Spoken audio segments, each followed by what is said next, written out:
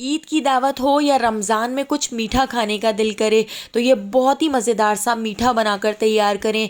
खीर, custard, रबड़ी को भूल जाएंगे जब आप ये बहुत ही मज़ेदार सा मीठा बनाएंगे। बग़ैर क्रीम के बहुत ही मज़ेदार सा मीठा बनकर तैयार होता है। एक बार इस रेसिपी को ज़रूर ट्राई कीजिएगा। तो चलिए इसकी रेसिपी की तरफ चलते हैं। तो इस मज़ेदार से मीठे को बनाने के लिए मैंने यहाँ पर 1 किलो दूध ले लिया है। तो ये दूध पहले से जमा हुआ था, अब मैं इसको उबाल लेती हूँ। तो 1 किलो दूध का मैं यहाँ पर ये मीठा बनाकर तैयार कर रही हूँ। तो जब तक दूध को बॉयल आ रहा है हम यहाँ पर सेवइयाँ देख लेते हैं। तो देखिए मैंने यहाँ पर एक फ्राई पैन रख लिया है, इसमें 2 टेबल स्पून घी डाल दिया है।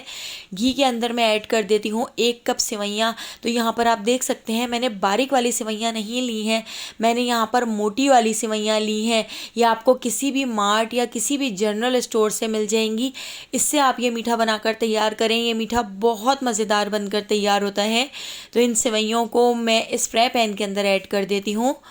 घी के अंदर ऐड करके हम इसको अच्छी तरह से रोस्ट कर लेंगे। हम इसको बहुत अच्छी तरह से फ्राई कर लेंगे कि इसका गोल्डन सा कलर आ जाए। तो यहाँ पर सेवइयाँ आप देख सकते हैं लो फ्लेम पर मैंने रोस्ट की हैं। 10 से 15 मिनट मुझे यहाँ पर सेवइयों को रोस्ट करने में लगे हैं, क्योंकि मैंने इसको बिल्कुल लो फ्लेम पर रोस्ट किया है। इसका गोल्डन सा कलर आ चुका है। अब यहाँ पर देखिए दूध भी जब तक हमारा बॉयल हो रहा है इतनी देर हम हावन दस्ते में बादाम और काजू कूट लेते हैं। तो मैंने यहाँ पर 10 से 12 काजू ले लिए हैं और 10 से 12 ही मैंने यहाँ पर बादाम ले लिए हैं। तो इन दोनों चीज़ों को हमने अच्छी तरह से कूट लेना है। इतना कूट लेना है कि इसका पाउडर बनाकर तैयार कर लेना है। आप मिक्सर ग्राइंडर के अंदर डालकर भी इसका इस तरह से पाउडर बनाकर तैयार कर सकते हैं।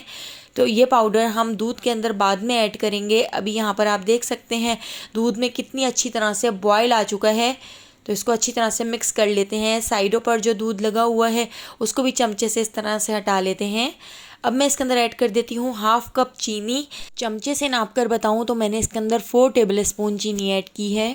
इस वक्त चीनी मैंने इसके अंदर कम ऐड की है क्योंकि बाद में मुझे इसमें और चीज़ें भी ऐड करनी है।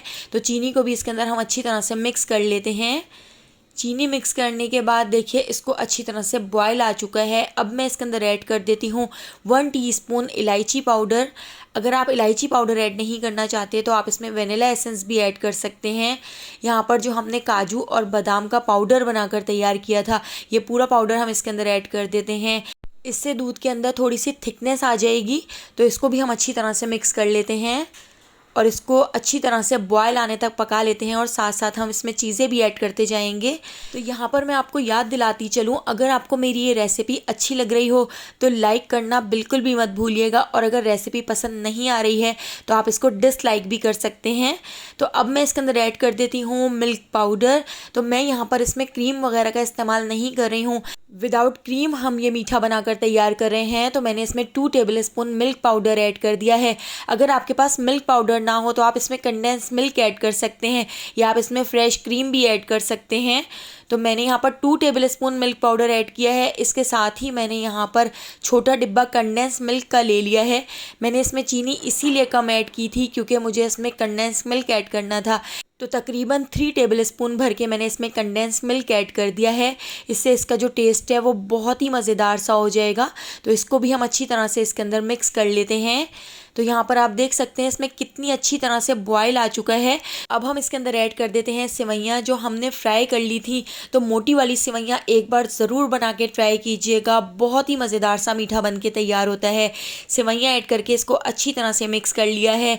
अब मैं इसको कवर करके लो फ्लेम पर 15 मिनट तक छोड़ देती हूँ ताकि हमारी जो सेवइयाँ हैं वो भी अच्छी तरह से गल जाएँ और हमारा दूध थोड़ा सा थिक हो जाए।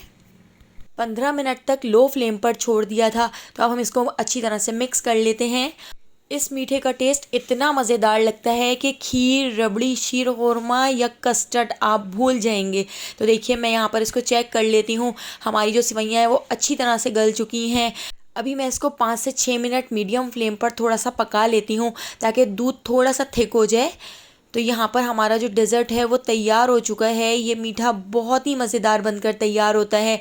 देखिए मैंने इसको इतना पका लिया है कि ये थोड़ा सा थिक हो चुका है। तो अब मैं इसको डिश आउट कर लेती हूँ। ईद की दावत पर इस मीठे को ज़रूर बना के तैयार कीजिएगा। मेहमानों को इतना पसंद आएगा कि मेहमान इसकी रेसिपी पूछे बगैर नहीं जाएंगे। रेसिपी पसंद आई हो तो लाइक, शेयर और सब्सक्राइब कर दीजिएगा और बेल आइकॉन के नोटिफिकेशन को ज़रूर ऑन कर लीजिएगा, क्योंकि डेली मैं आपके लिए बहुत ही मज़ेदार सी रेसिपीज़ लेकर आती हूँ।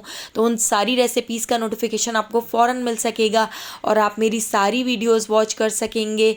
तो आने वाली वीडियो तक मुझे दीजिए इजाज़त। अल्लाह हाफ़िज़।